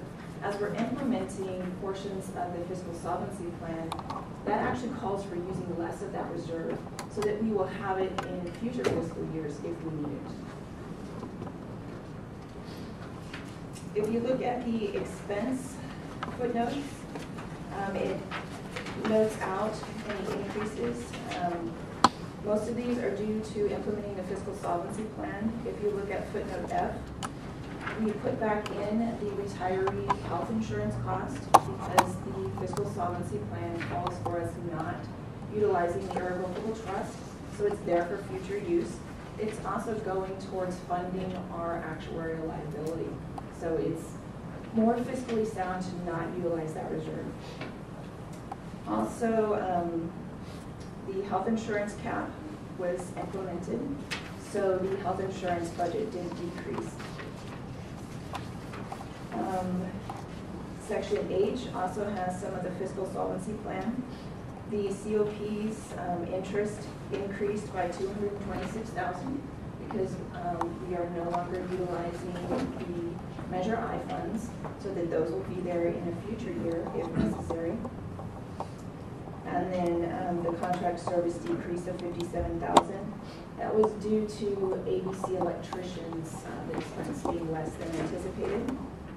Letter I is the technology increase. That's moving technology, which is an ongoing expense of the general fund that we had planned to spend on Measure I since Prop 30 passed. We're now pulling that back into the general fund where it actually belongs. Letter J is the actual debt, the principal portion of the COP payments that will be made by the general fund. Were there any questions on this report? I really like this report, just so you know. This is the one I go straight to. It's been so consistent that it's easy to follow and understand from month to month, so I really appreciate this one. Great, we like to hear that. The next report is the revenue annual projection. So this is as of December 31st, we're projecting out where our revenue will be. As you can see there, the state revenue went up by the $3 million, which is the Prop 30 revenue that I just went over. And then also within the state revenue, we had, first quarter lottery is usually not received until January. So there's a considerable lag time on lottery funds, so it's just a little bit unfair that we haven't received any yet. The local revenue is the decrease in the one-time indirect mandate cost reserve because of the savings due to the fiscal solvency plan. And then the increase of $59,000 is due to the student material fees budget going in. So those fees are actually charged to the student. So there's an offsetting, this is the revenue portion, and then the expense portion is offset. And it goes in late in the year because we don't add it until the last project. Were there any questions on the revenue projections? I apologize on the expense projections. The wrong report got added in, so I have printed out the summary for you. It was accidentally included in your packet was the monthly detail, which is very small print. I know, hard to read. So this is summarizing that small monthly detail. So this is as of December 31st. Again, gives your adopted budget, your working budget, and then our annualized projections. It then compares our annualized projections to the working budget, and you see there that we're on track for our spending. You'll notice that this is the first month that we haven't shown that we're deficit spending and benefits, and that's due to the cap going in and then the Prop 30 revenue also. Were there any questions on the expense report?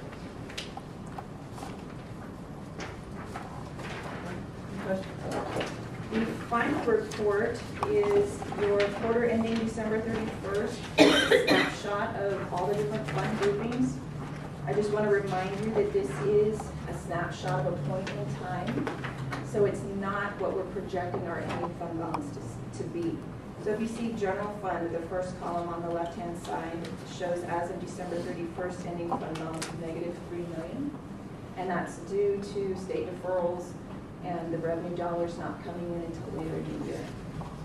We do not project that our ending balance would be -$3 million. There's a footnote here on the cash portion of the general fund. At December 31st, we owed the Valley Business Bank municipal lease $3.5 million. And the tax revenue anticipation note of $5 million. The municipal lease was paid off in January, so we currently have zero on that. Capital projects, I have been pleasantly surprised that the state is actually paying on our invoicing. So they're running their normal 60-day lag time. And instead of, at the beginning of the year, they were telling us they weren't going to pay at all because they were having issues with selling their bonds. So it's they found some other types of financing and have COS was on the list to get paid, so it's been very pleasant for capital projects. Were there any questions on these fund groupings or anything you wanted me to highlight? Any questions? Thank you, Leah. Information item number 4. Our ARC scorecard. Okay, the accountability reporting for community college, the ARC report, we are required to report out the findings on that every year to the board by March, and so this is our annual presentation. This report basically measures our student success rates, but it also measures how we compare to other colleges. So if you can see in the attachment, we actually had improvement over the last year in 3 areas, which are our annual successful course completion for basic skills, our ESL improvement rate, and our annual successful course completion for vocational courses. If you look at the first, I don't know if you guys want me to go through the whole table with you or how you want me to do it, but the first tables are our student progress and achievement for degree, certificate, and transfer. And so if you look across, for example, table 1.1 is our student progress and achievement rate. And so this is students who transfer to a 4-year college or an AA or a certificate or a transfer directed or transfer prepared. And it just compares our 2003 through 2009 through the current. So we're down slightly in that area, In the next area, students who earn at least 30 units were improved in that area. The next one is our persistence rate, so that's students who returned to a subsequent term, and we're slightly down in that area, but it's not really significant, it's really close to what we were. On the next page, table 1.3, is our annual successful course completion rate for vocational courses, and we've remained steady exactly where we were on there. The next one is where we've shown a lot of improvement, which some of that is based to how we were coding our ESL and our basic skills classes, and we spent a lot of time going through and recoding things based on some state changes. And so as you can see, we've improved in our completion rates for basic skills for ESL, and we are now able to, 1.6, we didn't have career development, college preparation courses before, but those are our ESL non-credit courses and certificates that we have. On table 1.7, it's just our annual indicated head count, our FTES, and then this is more general. Our 1.8 is our students' age, gender of students. Most of those have remained pretty steady. Table 1.10 is our ethnicity, and you can see on that one we've had an increase in the Hispanic students for 10-11. That has to do with the way that we also are gathering information from our students statewide on ethnicity, and you can see most of the increase used to be in the unknown or no respondent, and those have moved up into the Hispanic area. The next table, 1.11, is our peer grouping. And basically this compares what our numbers is. So the first row, colleges rate, is our rate. It compares to our peer group. So those are colleges similar to us. Our peer group low, so the lowest in our peer group, the highest in our peer group. And so in each of them, in the first one, we're mid-range with our other colleges. The second one, we're higher than than the average of our peer group. We're about mid-range on number C. We're equal to our peer group on letter D, excuse me. We're equal to our peer group on letter E. We're about mid-range for letter F, and we're about mid-range to higher than our peer group on letter G. So this is what this is our ARC report for this year. Any questions? Now, we talked about this at retreat a little bit, and this is the one that's going to change. Right. Correct? The scorecard, yes. This will turn into the scorecard that Michelle presented for us at the board retreat. So they're expanding that. Jennifer? Next year? Yes. They should be implementing it. I thought you were going to see it in March. Yeah. That's how you were sure. Right.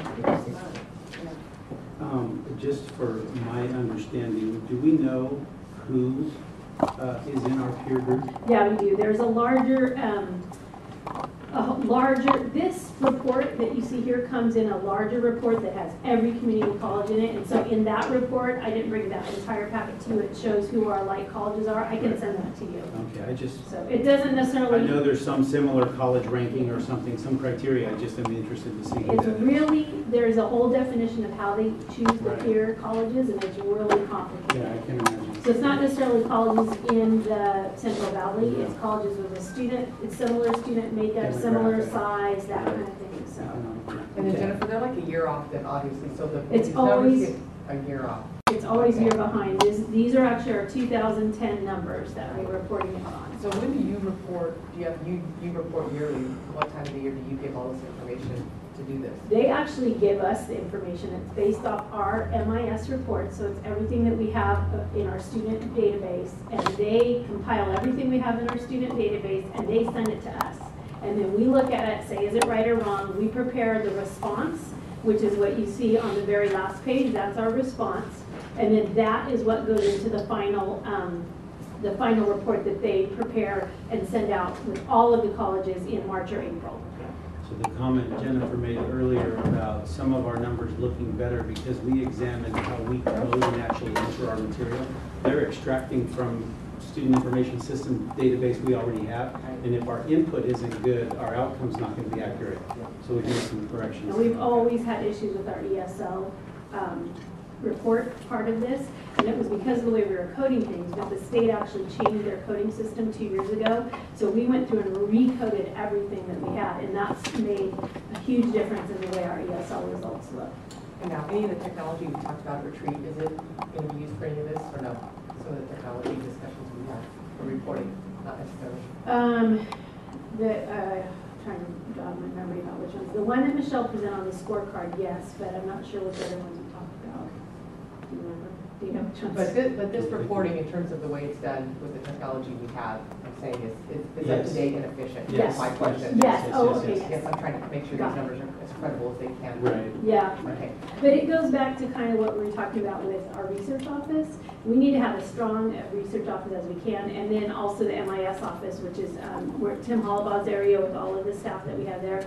And it's a lot of checks and balances and just making sure everybody understands what we are inputting is what we are, is what gets reported. Right. So Input in and results out. So we're spending a lot of time this year to double checking all those inputs. Thank you very much. Okay, the next report is me as well. This is a low enrolled class justification report. I have an update. This is I report out to you at the beginning of each semester on any low enrolled courses. And it's honestly a constantly moving number because we have certain classes that will start later in the term, and we have certain classes that, like our ESL, our Spanish, our foreign languages, they're constantly moving students around to make sure that they are in the right level that they should be. So this is the newest numbers as of today. And as you can see, we used to have several pages list of this report, and now it's very small. The deans have worked really closely with the division chairs to make sure we're offering the exact courses that we need at the times that we need to fill the best we can. So most of the courses that you see, for example, in agriculture is required, they're either an advanced class or required for a certificate. The same for business. For fine arts, they have to deal with our honors program and with our theater. And so like the stage lighting, you can't really have more than 12 students working on lighting at one time. And Mr. Lamar has assured me that they will fall off the lighting beams. So we're kind of okay with 12 in that class. The symphony, for example, they're still registering that class, so it's late. Industry and technology, those are all advanced courses. In language arts, ESL is the one that is our moving target, and we still have students registering. So those numbers do show low, but our new interim dean, Stephanie Collier, who's here, she's working very closely with the ESL department and as well as the counseling department and student services to make sure that we get those classes to where they need to be this semester and in the future. On the back, we have a couple of language arts classes. One is still adding students, the English 2. The English 251 was at Tulare. And we had a lot of issues this year about students not realizing what the Tulare campus was. So they showed up here and then realized their English classes was in Tulare. So we gave them a little leeway for that. And we have all of that, we hope, resolved for next year. Again, with our language courses, those are advanced courses. So we tend to have a little bit lower numbers. For math, nursing, and those are classes that are the last in a sequence of courses, so those student enrollment's a little bit lower. Our physical education, they're still enrolling, and one is for a team, and then science is the same, they're the last course in an advanced sequence of classes. So that's our low and rural justification report. Any questions? Thank you very much. Okay. Any questions? Good. Okay, we'll move on to consent calendar. Madam Chair, I would like to ask that item 18 be removed from the consent calendar. She's not taking comment from the public on this right now. Okay, all items listed on the consent calendar are considered routine and will be acted in one motion. That may be removed from the consent calendar at the request of any member of the Board of Trustees or any person in the audience and considered as a separate agenda item. I'm not going to read the items. Mr. Sims recommended we remove item 12. How do I handle that, Stan? Do we just say at this point we're going to remove it based on this comment? You can, and we can talk about it separately, and then you can consider action on that after there's any further discussion, if that's the board's pleasure. We'll take off item 8. Item 8.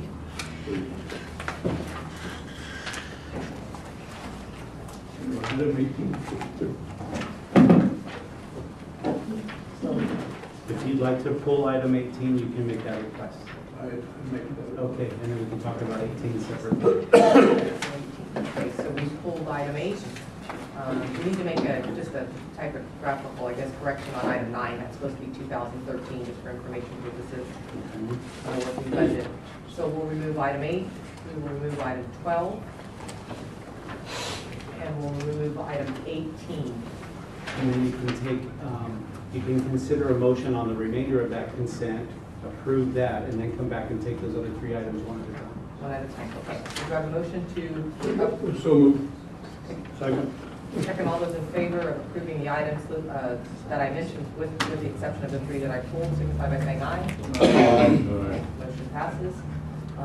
Okay, then now at this point, help me out, Stan, we will move on to item 8. So yeah, board member Zumo requested that we pull item 8. You can open the floor now for discussion, and then we can consider that item All separate. right, the payments are broken in 2 categories. There's the district vendor payments and the farm vendor payments. If you look at the district vendor payments in general, on most of the items, you can read at them and kind of figure out what they're for. It's not perfect, but you more or less can tell what they're for. It'd be nice if there was a little explanation, but for farm vendor payments, you can't tell a thing. And I think that in the future, it would be most helpful if there was more explanation. When you just say, sorry farm, or equine unit, it doesn't tell us much.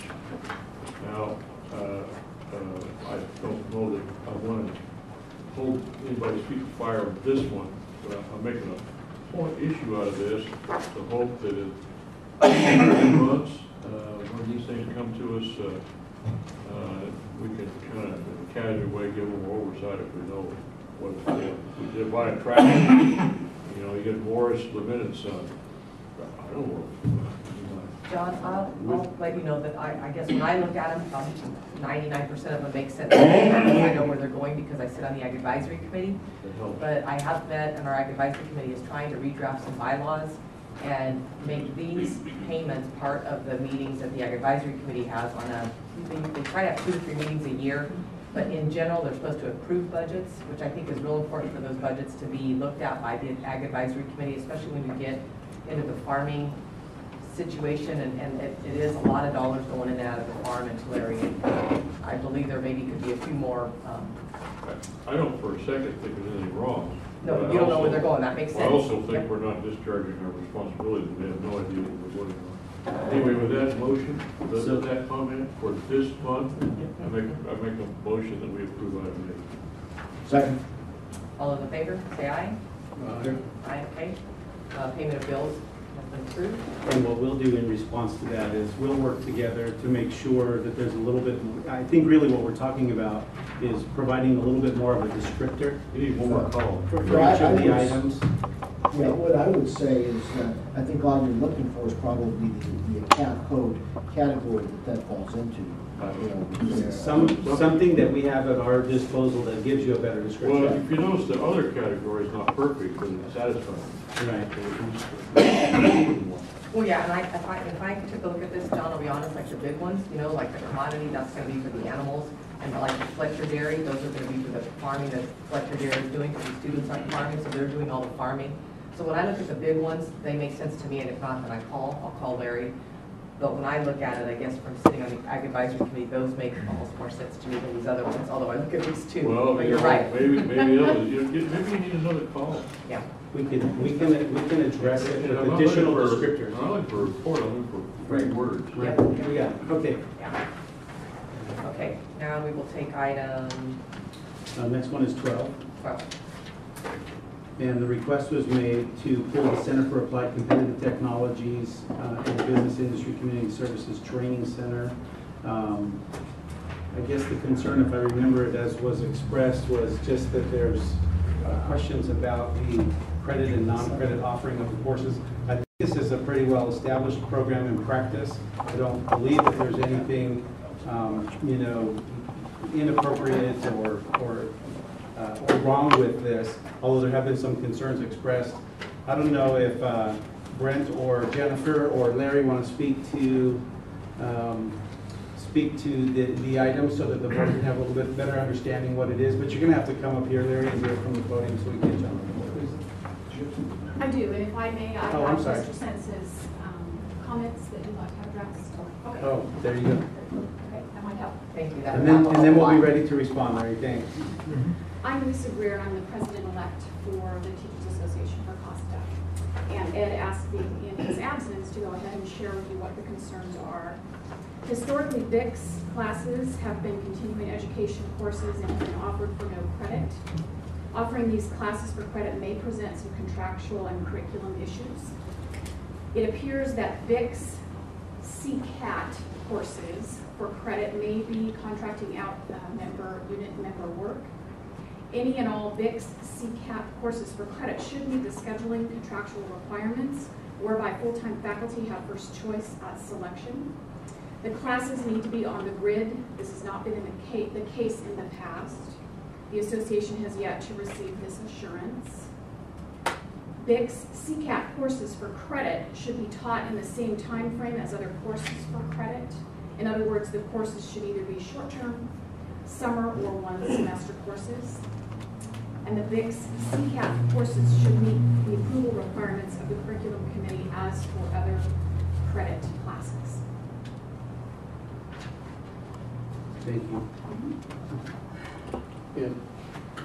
Is this the first time that we have done this? No. Let Larry respond. About 3 years ago,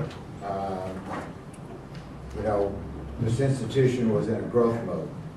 And so the board had asked, let's grow FTES for the campus. And so that's when we started a truck driving program, electrician program, certain welding programs, and those kinds of things. Dr. Oserna sent me a new form called an Instructional Service Agreement, an ISA. So the contracts that you see going through for ACI, Advanced Career Institute, and for the VIX CAC Center, which is the Center for Applied Competitive Technologies, those need to be revised to coincide with the changes in the ISAs, Instructional Service Agreements. So we had approved, when we're in this growth mode, to have the CAC Center and the VIX Center offer 4 credit courses to generate FTES. When we started the program in electrician, we had 575 electricians. Now, Leangela was just up here saying, well, we reduced and saved some money on ABC down in Bakersfield because what we did was we moved that to a 4-credit program on this campus, okay? Now, what Lisa's talking about is we have this C6 grant, the TAACT grant, part of the $20 million West Hills grant that I partnered with West Hills to do this individual training, okay?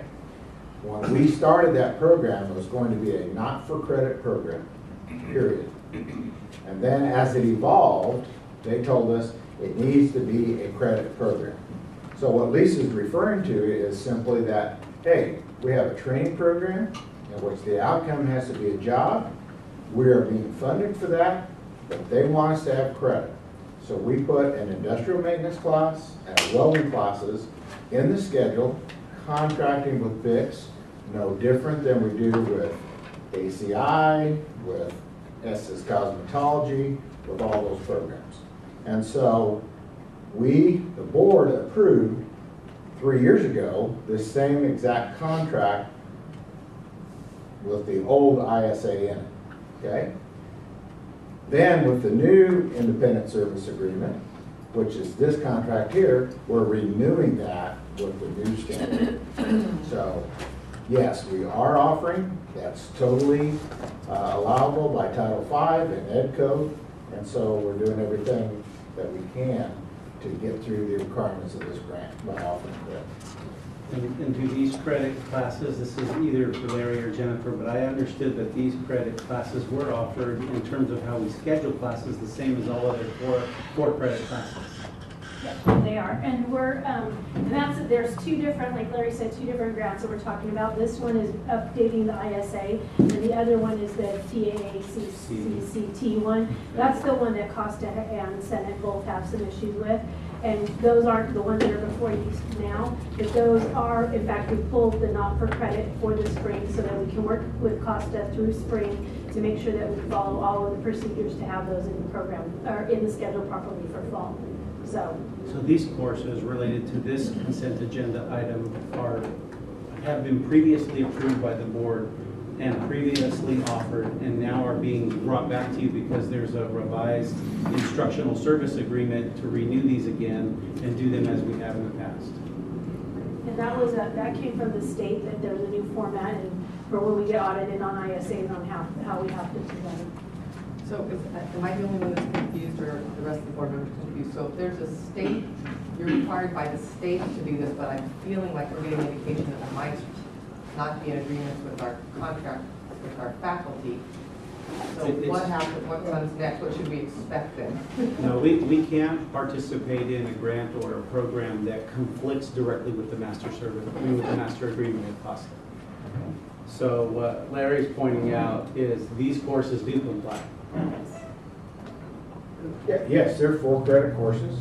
When we started on the C6 grant 2 years ago, we were going to do this all non for credit because we knew at that time we were going to have some issues offering 4 credit classes. And so the BIC Center and the CAC Center, Center for Applied Competitive Technologies, as an outside entity, we can contract them to offer 4 credit classes. I mean, we've done that for years around this place. And so the question from the faculty is simply this. When we look at the programs, we're starting them on the 19th of February, okay? Those are going to be 7.5 hours a day, 5 days a week. And what the whole program of the C6 is condensed. So we're taking a 2-year certificate welding program and we're going to offer that in about 6 months. We're going to take a 2-year industrial maintenance program and we're going to condense that down into about a 6-month period. And this was the whole intent of the grant. Is there a better mousetrap out there offering more intense training, job gold, because we have to place 70% of these students. And so we have to go out, recruit them, test them, and then bring them in the program. And in the welding side, as far as Costa goes, the welding is fine.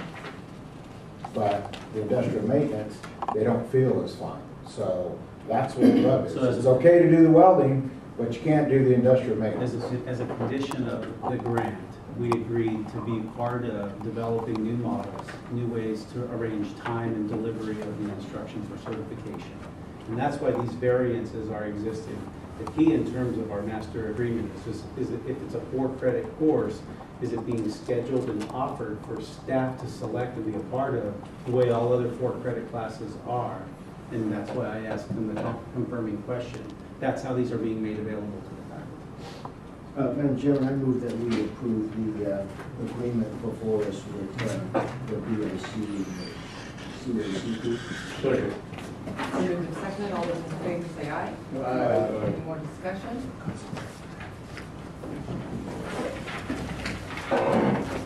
Just as a point of note, I'm going to have to leave after our next discussion, as I mentioned to you earlier, and I apologize for my conflict today, but I will have to leave shortly. Thank you.